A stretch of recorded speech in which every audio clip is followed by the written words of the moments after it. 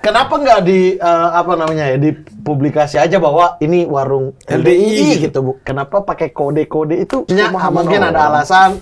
Apakah dulu memang eksklusif atau dulu bahkan dijauhin orang sehingga ada kode-kode sendiri gitu? Atau Tapi kenapa pakai kode, Mas?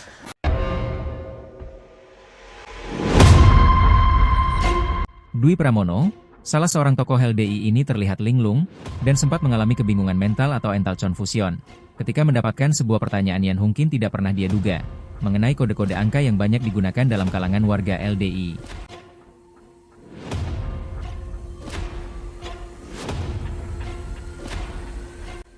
Dalam istilah bahasa yang lebih dramatis, kondisi mental seperti ini sering disebut shock, yang menyebabkan jawaban melenceng jauh dari pertanyaan yang dilontarkan.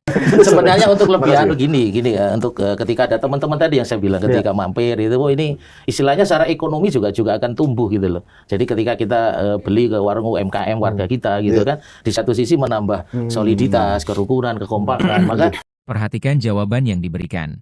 Menambah soliditas, kerukunan, kekompakan, maka kalau tujuan untuk meningkatkan solidaritas secara internal, maka tentu menggunakan label LDI jauh lebih efektif dibandingkan dengan penggunaan kode. Maka jelas jawaban yang diberikan oleh Dwi Pramono ini adalah jawaban yang tidak relevan dengan pertanyaan. Soliditas sebenarnya bukan untuk biar beda juga tidak, sehingga ada interaksi.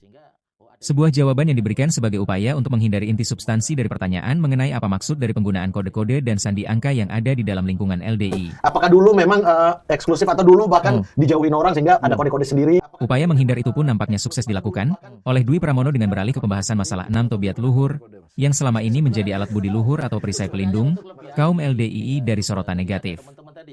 Di satu sisi menambah soliditas, kerukunan, kekompakan, maka di LDI itu ada istilah 6 Tabiat Luhur. Untuk diketahui tujuan penggunaan kode angka atau sandi-sandi dalam sebuah komunitas, biasanya bertujuan untuk mengenkripsi informasi atau pesan rahasia, mengidentifikasi anggota atau kelompok tertentu, mengatur sistem keanggotaan atau membatasi akses dalam hal pengiriman pesan khusus yang sifatnya rahasia dan eksklusif. Dan memang sulit untuk dipungkiri, bahwa di dalam kalangan LDI, terlalu banyak hal-hal yang sifatnya rahasia, yang hanya boleh diketahui oleh warga LDI saja. Tertutup untuk kaum muslimin, menjadi rahasia kelompok, yang mereka sebut sebagai bitonah.